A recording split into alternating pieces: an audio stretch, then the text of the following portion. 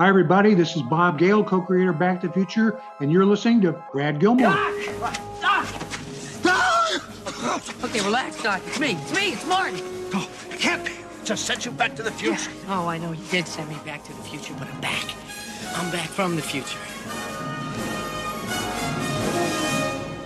Great Scott. Wait a minute, Doc. Are you telling me that you built a time machine? Out of a DeLorean? The way I see it, if you're gonna build a time machine into a car, why not do it with some style? Whoa, this is heavy. Hello, everybody, and welcome to Back to the Future, the podcast, the only podcast looking back at time's greatest film trilogy of all time, Back to the Future. I'm your friend in time, Brad Gilmore. Season 10 rolls on through. How's everyone doing today? You good? You great? I'm fine. Hello, how are you, my friends, my pinheads out there? The days march closer to me finally seeing Back to the Future, the musical, which I think qualifies for the Great Scott Moment of the Week. Can I get a Great Scott?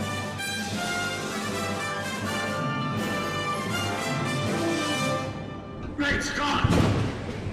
Things are going swimmingly in my world. I hope all of you are having a great day, a great time, great month, great week, great year. We're marching closer also to the Halloween month. There's some actually big things that I'm working on that I'm very excited about. If I can just plug a few things up front that, I know some of my Back to the Future pinheads out there will like, some, maybe you're not as interested in, but I do want to go out ahead and go out and tell you about everything that I'm having going on in my current life, project-wise. Clue Movie Podcast, by the way, just always got to give a big shout out because today's episode is inspired by my co-host, Jeff Smith. He probably doesn't know that, and he might be listening. So hello, Jeff. I want to say, though, at the end of next month, not only will I be seeing Back to the Future, the musical, in New York City, New York. If any of the pinheads listening to this are going to be in the New York area, would love to meet ya. Would love to say hello. If you're coming to the play or the musical, let me know. I'm going to be out there one of the days. So just hit me up. First week of October, I believe, is when I'm going. But at the end of October 27th, my band 2011, we're releasing our new album, Happiness, Sadness, Etc. It's the first album that we've done as a band in 10 years. We've done songs. We've put out songs. We haven't done an album since 2013. August 23rd, 2013 was our last album that came out.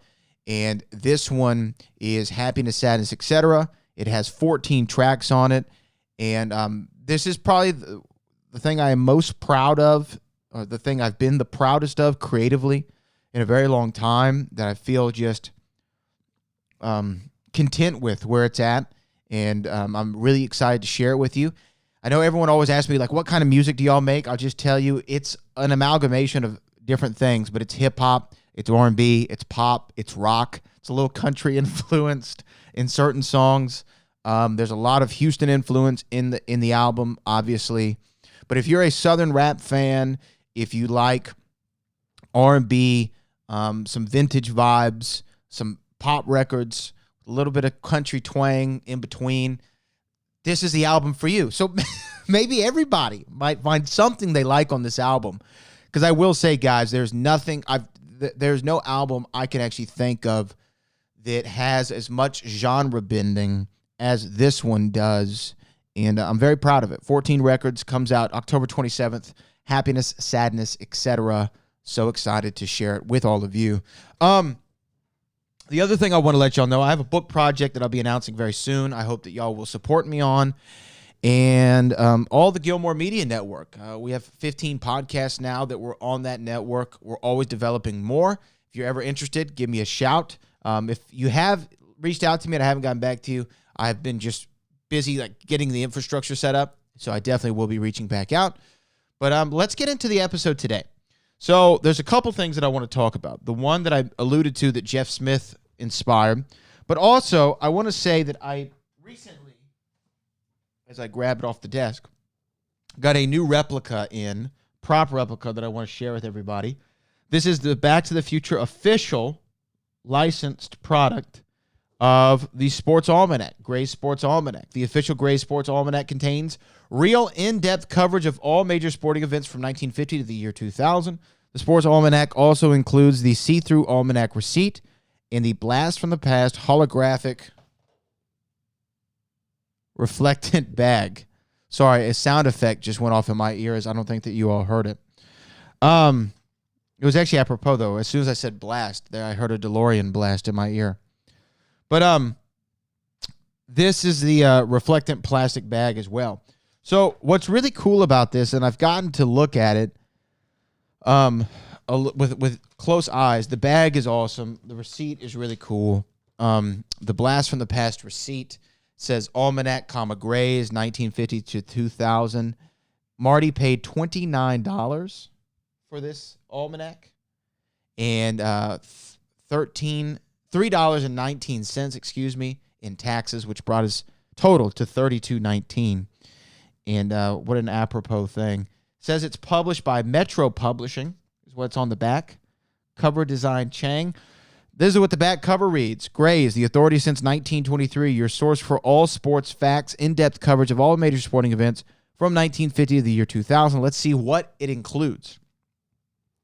Football, baseball, hockey, golf, tennis, horse racing, slam ball, track, polo, bowling, surfing, boxing, sailing, auto racing, rugby, soccer, ping pong, darts, swimming, diving, ice skating, racquetball, rodeo, and more.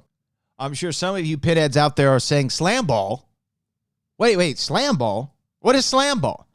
It's one of those things that you have to notice on quadruple, quintuple, exponential viewings of the movie. With the keen eye, will observe the slam ball reference on the back of the Sports Almanac and a couple other places. Actually, I think there's a article here. Let me pull it up. Here we go.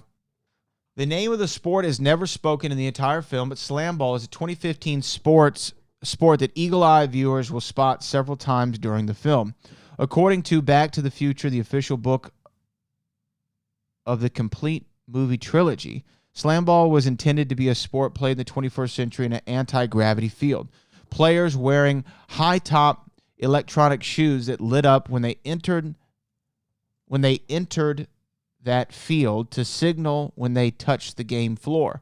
Robert Zemeckis invented slam ball and planned to show it being played, but it would have cost too much to film. However, the shoe design ended up being turned into Marty's self-lacing shoes. The first reference to slam ball is in the upper left corner of the USA Today front page.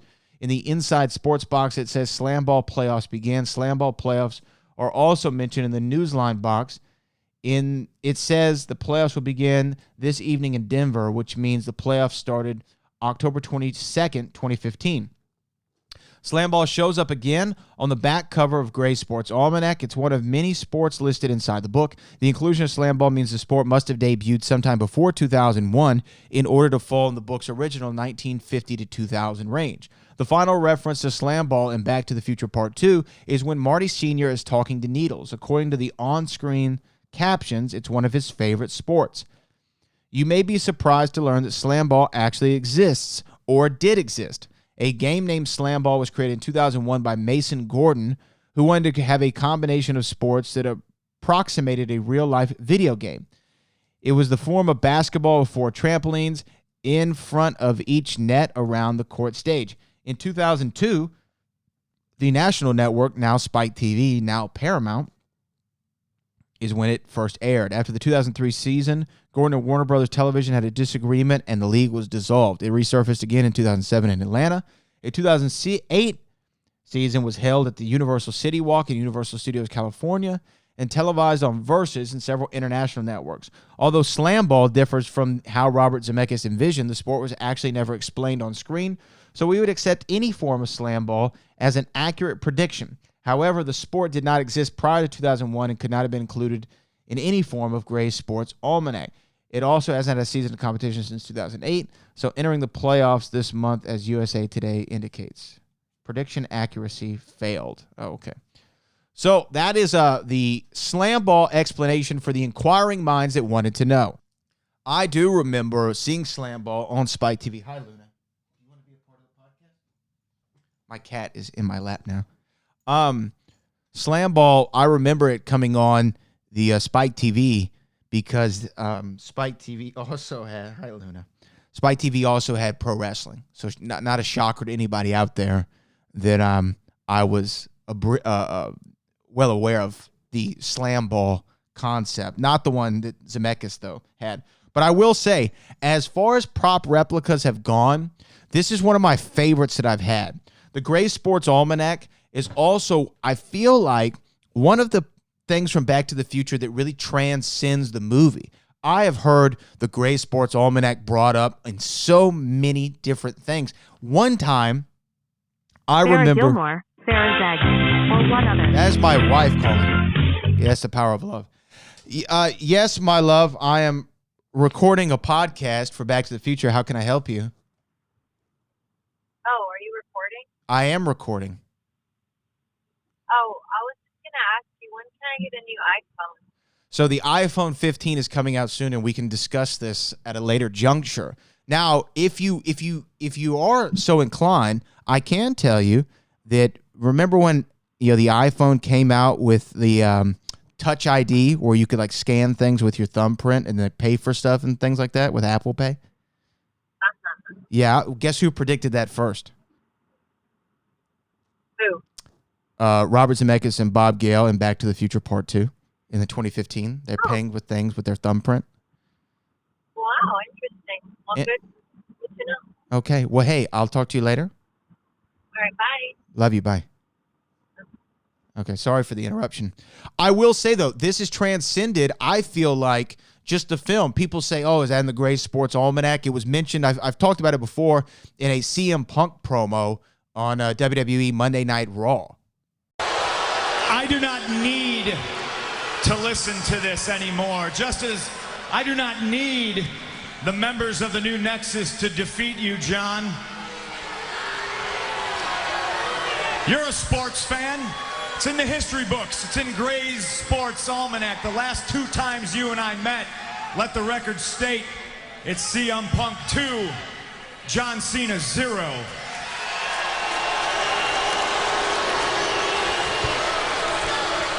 I don't need the new Nexus to beat you. I don't need to listen to you run down a good Samaritan like Michael Cole. Thank you. I don't need these people here in Anaheim like you do, because I am a good person. And John, trust me,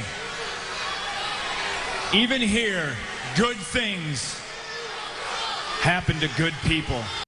So you can see it's really, in my opinion, the Almanac has made it around the world and back again. So I really encourage everyone to go to backtothefuture.com and order Gray's Sports Almanac if they still have copies in, because it comes even with the dust jacket, which is really beautiful. Wait a minute. Ooh la la. No, I'm just kidding. It comes with the dust jacket, and it looks great. The other thing I want to bring up before I get into the article I want to read is how many of you out there have seen the new Flash movie, or I guess it's the only Flash movie out there. There is a pretty, our friend Laker Jim, who's been on the show before, there's a pretty good Back to the Future reference in the Flash movie. I'm seeing if I can find the clip online. I don't think that they have it there, but there is the director of the movie, Andy Muschietti, who's talking about the Back to the Future references that are in the Flash movie. Now, if you haven't seen Flash and you don't want any spoilers, you can go ahead and like skip ahead just a little bit. But I will say the explanation of this is cool. In the movie, the Flash, Barry Allen has this time rift where he ends up finding a version of his past self, or his alternate version of himself in an alternate reality. And a lot of things in the old movies are different, right? And this is how they explain how in the film you go from Ben Affleck being Batman to Michael Keaton being Batman. And there's this whole scene where they're trying to figure out about, what's going on. And the original Flash is talking about, in Back to the Future, and then they say, oh, what, the movie with Eric Stoltz. And this is the director explaining the reference in the movie, if y'all can hear this. It's a movie that everyone loves, and when you're making a time travel movie like this, and you have like space for some levity, why not bring it up? And I mean, Eric Stoltz, an actor that I love so much, and that some people might think that it was, it was sort of an injustice that what happened in Back to the Future back in the day. So this is my way of saying that somewhere in the world, somewhere in this multiverse, there is a version of this movie where Eric Stoltz plays Marty McFly. By the way, Michael J. Fox, I love you, and you're the best. But I want to see that movie. Yeah, I mean, I think we all want to see some of the footage that becomes available. That's Andy Muschietti talking about his reference to Eric Stoltz. And this is something that, what's really cool about Back to the Future is because it's such a loved movie by movie fans and movie makers. Filmmakers love the movie. They teach Back to the Future in colleges and screenplay writing. It's like we always talk about screenplay 101 when you're putting it all together, and the way that they set up the world so expertly done that you see film fans and filmmakers wanting to make reference to it in movies. There was the Eli Roth, I believe, was the director of A House with a Clock in Its Walls, which had the reference to Back to the Future in the marquee in a movie theater that said a Spaceman from Pluto was the name of the movie playing there that night. I believe that was Eli Roth. I want to make sure I get that right. A House with a Clock. Is it The House with the Clock in its... The House with the Clock in Its Walls. There it is. The House. Yeah, Eli Roth. I was right. Okay. Things like that tend to pop up. Once I can get the scene, I would love to play the scene for everybody, but if you've seen The Flash, you know exactly what I'm talking about. Now, this leads us to our big moment of the week, this article that came out in Screen Rant that Jeff Smith, my co-host of the Clue the Movie podcast, sent me. And this was published at the time I'm doing this today. That is September 17th at approximately 3:48 p.m. And here is the name of it. 10 clues, Back to the Future's real villain was Doc Brown all along. Let's read. Christopher Lloyd's eccentric but kindly scientist, Dr. Emmett Brown, may not be as good as a pal to Marty McFly as he seems in Back to the Future. The Back to the Future movie spawned one of the most iconic movie scientists, Dr. Emmett Brown, played by Christopher Lloyd, the eccentric pal of protagonist Marty McFly, played by Michael J. Fox, who miraculously converts a DeLorean car into a time machine. However, there are hints throughout the trilogy that Doc Brown is not as quite the hero that he seems. In fact, in many ways, it's the lovable eccentric scientist as the cause of many catastrophes he and Marty have to fix, who is the real villain of the piece, as each adventure in Doc's DeLorean alters timelines, changing the trajectories of others' lives. We continue. In Back to the Future, high schooler Marty McFly goes from 1985 to 1955 to rescue Doc, inadvertently altering his parents' past. He and Doc have to make sure his parents get together.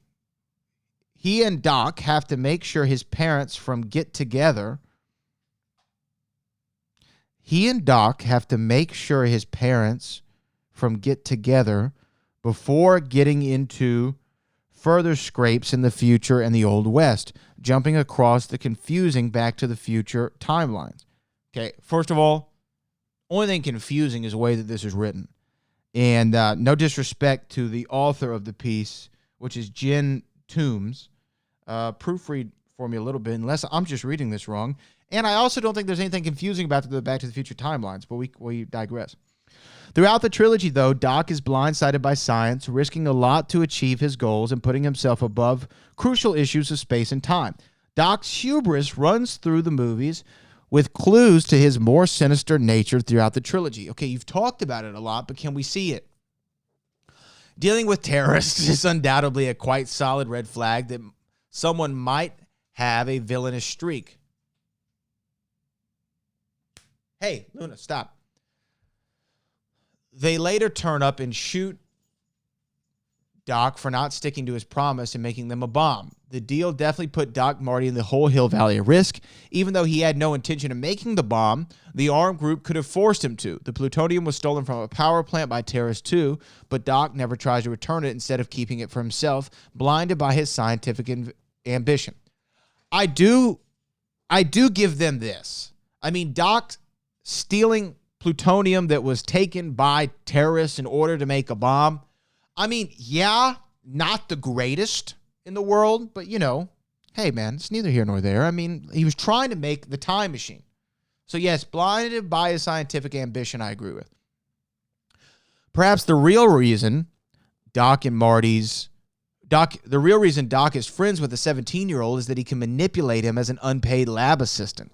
He loops Marty into his dangerous, untested experiments, which risk even Marty not existing. Doc, after all, is the one who triggers Marty to go back to 1955 in the first place, risking the timeline by meddling with the fate of his parents. I don't know if I agree with that. Doc does technically trigger Marty to go back to 1955, but Doc puts in 1955 in the time circuits. That's not him saying he wants Marty to go back there. Doc gets shot. Marty doesn't even have intentions of going back to the past. He just happens to hit 90 and forgets that 88 is the key target there. At least I think he forgets, because he does look at the speedometer quite a bit in that scene if you look closely. But you could say Doc triggers it, but I mean, yeah, I guess, but I don't know if I fully agree with that. Famously, this nearly ends in Marty disappearing altogether, with his mom taking an interest in Marty instead of his dad, George, in a queasy twist. Sort of queasy. I'll be honest with you, I do not like how this article is written. At all. It's written with, I feel like, looking down at the films. Confusing timelines and queasy twist. Come on, man. Or woman. Or, you know, whatever. You know, I mean, that's ridiculous. After Doc is shot dead in 1985, Marty travels to 1955 and warns him. Returning to the present, he still sees Doc appearing to die before the scientist reveals his bulletproof vest. However, Doc might be sacrificing one version of Marty. Marty returns to 1985 to see himself disappear in the past. The Marty he sees disappear, though, goes back in time to save the second version of Doc, who is wearing a bulletproof vest, not the original Doc that dies. The second Marty is disappearing into the timeline, meaning for all intents and purposes, dies. Second Marty is disappearing into another timeline, meaning... So, that the original Marty can return and save the second Doc. I don't know if I agree with that either. Now, this is where time travel does get a little bit muddy, but I don't agree that this is Marty, the second Marty dying. For all we know, this really could be on a consistent loop, meaning this was always meant to happen, this version of events that we see. It was always meant to Doc to invent the time machine. It was always meant for him to be shot and Marty get into the DeLorean thinking Doc is dead, to go back to the past and then give his dad, I guess, you know, giving his dad the new confidence does change the timeline. But again, this could be how it always was supposed to be. Right? The thing with this time travel is it's paradoxical. So you can look at it as Marty, I don't know why they say Marty goes off to die, but I'm also not a physicist and don't fully understand what they mean by that. Again, I'm a simpleton. I'm slow. I'm plain English. Sorry, I'm a liberal arts major, not a sciences major. So this could be going completely over my head. And by the way, if anybody listening to this podcast is a physicist or knows a scientist of any kind or a professor or something like that, could you have them reach out to me? I've wanted to have someone explain time travel to me for the longest on this podcast, and I would love to do it in season 10. Brad Gilmer at can'twaitforever.com. But I don't know if I agree with that. Here we go. This is the seventh clue. Doc yet again risks time to save his own life. Despite all his warnings to Marty about not changing the future and his later scolding over the Almanac in Back to the Future Part 2, Doc reads a letter about his own future that Marty gives him in 1955. After ripping it up, he has a change of heart and puts it back together, equipping him with knowledge to wear a bulletproof vest and save his own life in 1985. When Marty challenges him on this, saying, "What are you talking about? What was all that talk about screwing up the future events, the space-time continuum?" Doc simply answers, "I figured, what the hell?" Again, Doc values his own life over the space-time continuum. Okay, unfair. Doc knocks out Jennifer. At the end of Back to the Future, Doc insists Marty bring his girlfriend Jennifer along for a trip to the future because the problems with her and Marty's kids concern her too. Yet in the sequel, which carries on where Back to the Future left off, albeit with a different Jennifer actress in Back to the Future Part 2, he apparently changes his mind. Before telling Marty Jennifer was asking too many questions, Doc knocks her out and then ditches her in the alley, leaving them alone in a time far from home. She's treated as disposable annoyance and is left to risk some more timelines by getting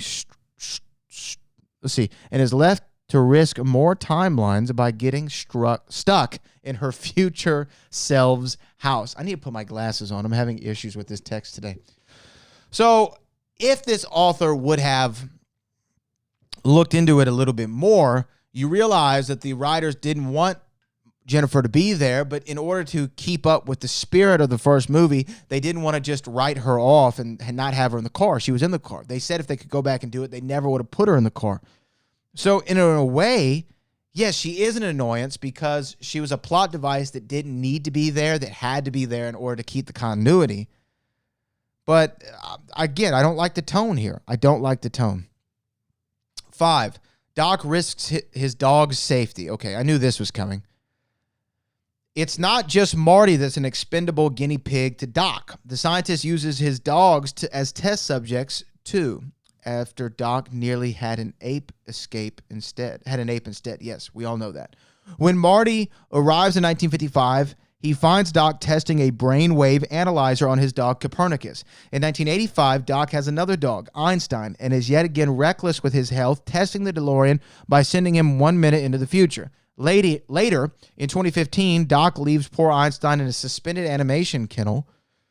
No matter how safe these kennels might be, most people new to the future would surely be a little hesitant before chucking their beloved pet into the freezer. Again, this shows Doc's narcissism. I mean, I do not like the tone of this article at all. Doc is not narcissistic. He had his calculations and his tests to know that Einstein would be okay and skip over a 1 minute. I mean, even Marty goes, "You disintegrated Einstein." No, he's perfectly fine, right? And he returns back, and he was perfectly fine. Was it a calculated risk? Sure, but it's a calculated risk whenever they do it. He wanted to be there to prove to Marty on film that this time traveling does occur. So, again, unfair to Einstein. I mean, unfair to Doc as saying that he was reckless with Einstein. He wasn't. He knew this was going to work. And he was a little bit excited. I invented something that works.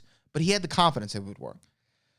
The brainwave analyzer to Copernicus, how is that a negative thing? He wanted to read his dog's mind. Wouldn't we all be a little bit better if we could read our pets' minds and know exactly what they wanted at any given moment?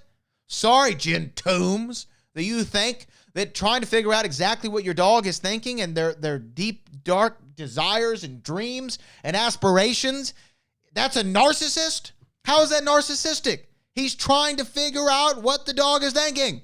And then finally, with Einstein being in a suspended animation kennel, that was again for the benefit of Einstein so he didn't get worried in the future. Also, not narcissistic at all. He was thinking about the betterment of his dog.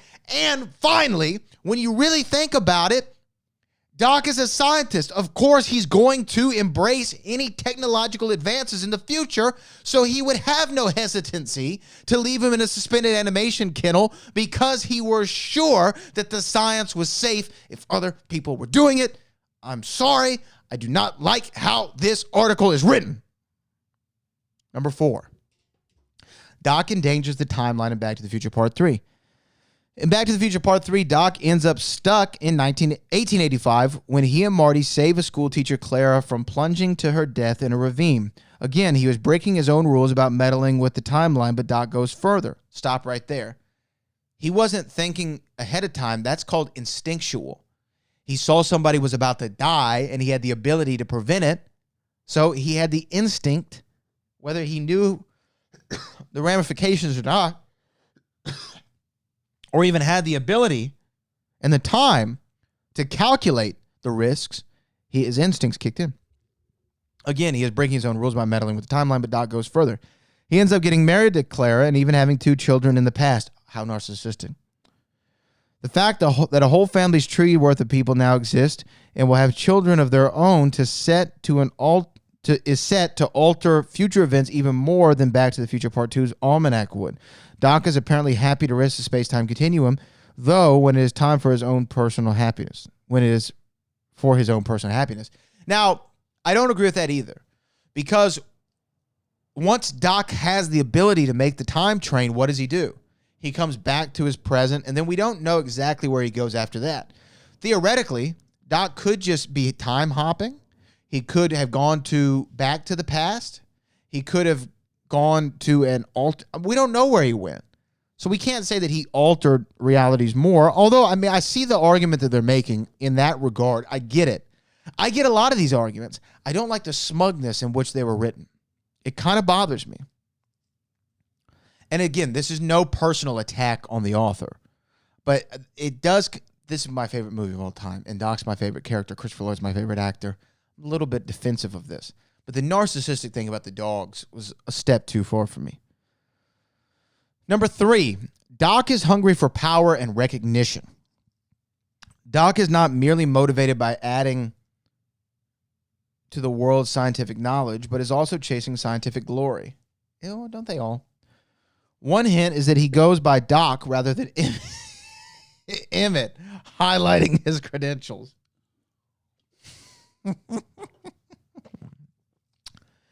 And keeps photos of his famous scientists in his home. He explains to Marty that he's been obsessed with inventing a time machine because he wants to learn the secrets of time. He's eager to be the one that holds knowledge. Oh, come on. Doc is also pleased by the recognition in Back to the Future Part 2 when a newspaper article changes to Emmett Brown commended, to his delight.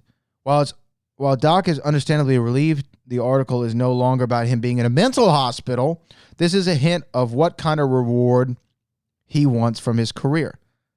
Oh my gosh. Like, seriously? Seriously. He doesn't go by Doc. Marty calls him Doc. And of course, it's going to say on the side of his van, Dr. Emmett L. Brown Enterprises, or E.L. Brown Enterprises. And of course, he's going to go by Doctor. Here's the thing. Just because somebody, wants to go by, like when I was an educator, I went by Mr. Gilmore. It wasn't to highlight the fact that I was a mister. It's just what you call somebody in that particular setting. When someone is a doctor, you call them that. I have a very close friend. His dad is a doctor. His name is Dr. Lindley. I call him Dr. Joe, almost as a sign of respect. And if he introduces himself, he doesn't necessarily say doctor, but he might say that I am a doctor. On his business card, it says doctor. I don't see what's wrong with that.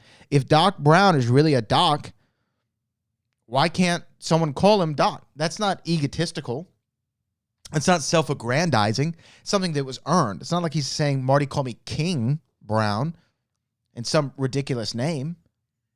He's saying he's Doc, and he doesn't go by Doc. Marty calls him Doc. You're the Doc, Doc. Come on, man. This is ridiculous. And and then the thing about him being commended. Most everybody would be happy at the fact that instead of being committed to an insane asylum, they were commended for the hard work that they've done. What world are we living in? Am I losing my mind? Am I too hopped up on an energy drink right now? This rain, storm, clean energy that I'm drinking? Or am I thinking that this is an over-exaggeration to fit a hypothesis that Doc Brown is some evil scientist So you're trying to find ways to explain it. Yeah, he keeps photos of famous scientists in his house. Guess what? I have a wall behind me of people that inspire me. Do you want to know who's on the wall?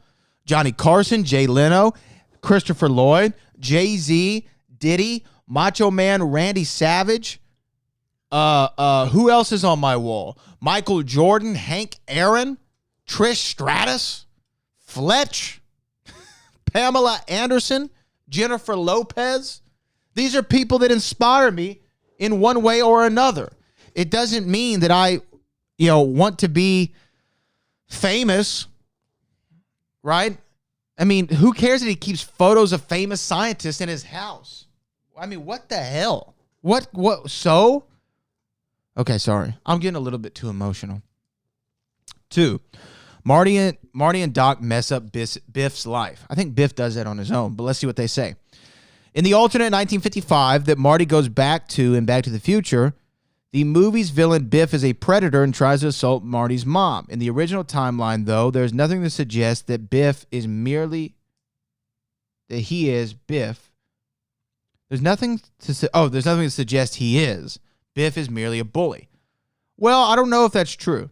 That doesn't stop Marty and Doc from being happy to see the timeline change so that Marty's parents are successful at his expense. Biff ends the movie working for Marty's parents, having been put in his place by Marty and Doc. Doc doesn't seem to mind the pair broke the rules of time travel simply because Biff is unpleasant and Marty is his friend. No. We don't know that Biff isn't some sort of predator because he does come over, he bullies George around, and then what does he say to Marty? Say hi to your mom for me. That could be an allusion back to something that happened in the past, right? Well, why is Lorraine an alcoholic? Is it just because George is a wimp and her brother's in jail? Or is it because something happened in her past that's traumatic that she's trying to forget about? Now, also, Doc isn't happy to see what happened when George knocks Biff out, and Marty goes, my dad decked Biff. He's never stood up to Biff in his life. I'm paraphrasing. And Doc goes, never? You could see in his mind, he's worried about, wait a minute, what could the ramifications of that be? And then he's like, hopefully it's not anything too bad, right? So again, completely disagree. And then finally, number 1, Doc's treatment of Biff causes more timeline changes. The version of Biff working for the McFlys has changed for the worse. His original self being completely rewritten by Doc's time machine. It's little wonder that in 2015, Back to the Future Part 2, a bitter Biff would want to travel back in time and get his younger self the sports almanac in an attempt to give himself a different life. This leads to an even worse version of Biff, a corrupt monster who forces Marty's mom to marry him after murdering his dad. He wouldn't have gone from a bully to a genuinely evil megalomaniac if Doc hadn't insisted on his time-altering adventures. Perhaps Biff's soul in Back to the Future is Back to the Future's real victim. Who approved this to be published? Who approved this to be published? I'm texting Jeff because I read this live. Who approved this to be published? What poppycock? I mean, come on. Biff, Biff, the guy who crashes the car and is a jerk to everybody and may have had a sexual assault on Marty's wife in the past, and then we definitely know tries to do it in 1955. Marty's mere existence doesn't make Biff do that in 1955. Biff's a bad dude. He's looking up girls' skirts. He's trying to feel up on them before he even knew what Marty was going on, okay? So yeah, him being a subservient, wimp, for lack of a better term, in the alternate version 1985 at the end of Back to the Future Part 1 is a nice treat for the fans to see, hey, this guy doesn't get to be this way his entire life because somebody finally put the bully in their place. It's not a bad thing. His soul wasn't crushed. Now in Back to the Future Part 2, yeah, he goes back to the past, tries to give himself the book to have himself have a better life, but that's not necessarily because of Doc's time travel. Biff would have done that even if the events of Back to the Future Part 1 didn't lead to him changing. You know why? He's inherently evil. And when he is given money and power, what does it bring out?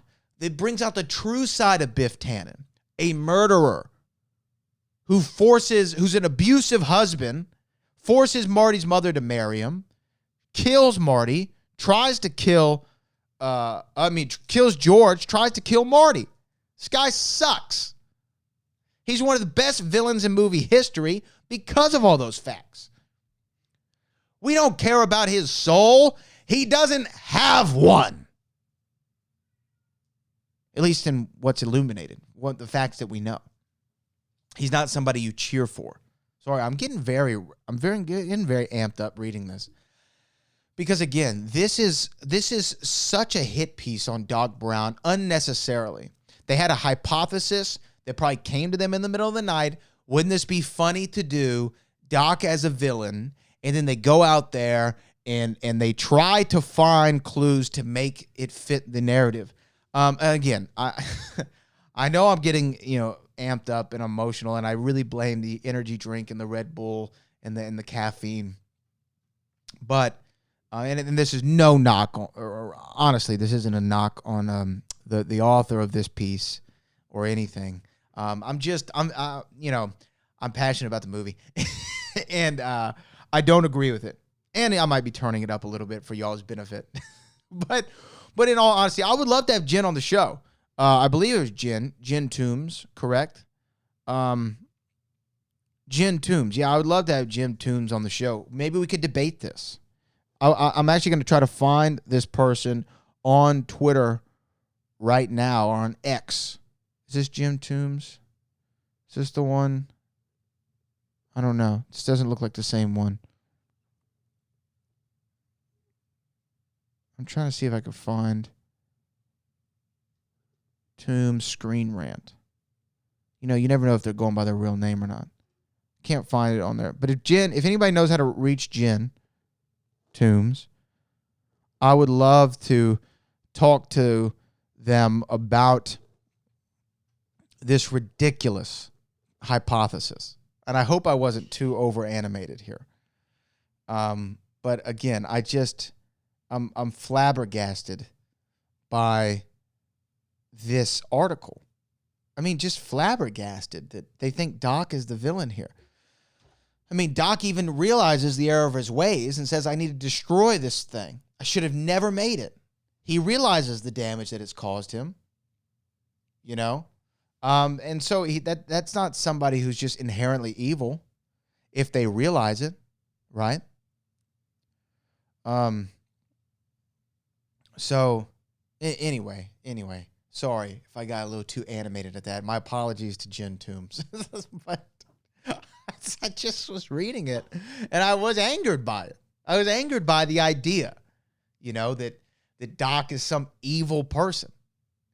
He makes mistakes, and that's honestly, when you look at the movies, Doc making mistakes and realizing the error of his ways also helps him come to the realization that no one's future has been written yet. It's whatever you make it, right? So make it a good one. Don't worry about trying to go back. And Biff having his megalomaniac in the Biff horrific sequence is an illustration to Marty that, yes, going back to try to become more rich and powerful isn't the way to do it. You can change your circumstances at any given moment. It's actually what we learn from Back to the Future Part 1 is when Crispin Glover knocks Biff out, when George knocks Biff out, he realizes that you have the power in your own hands, quite literally and metaphorically, to change your future at any time. It's not preordained. It's not destined. And so, Jen Toombs, shout out to you for the article. And I don't know if it was written to get an emotive response from me specifically, but congratulations in doing so. And I would love to chat with you about the article, because it is an interesting perspective. And again, I respect your perspective now that I've calmed down a little bit. A little bit. I'm almost embarrassed I got so emotional. But, you know, I really do think that they missed the mark on this one. Jin did. And but perhaps after a conversation, we could come to a better understanding. But anyway, guys, that is it for this edition of Back to the Future, the podcast. Make sure you subscribe to the show, share the show, leave us a 5-star review. And we're going to be back with more of Season 10. Again, this is Back to the Future podcast, the only podcast looking back in time at the greatest film trilogy of all time, Back to the Future. I'm your friend in time, Brad Gilmore, and I will see you in the future.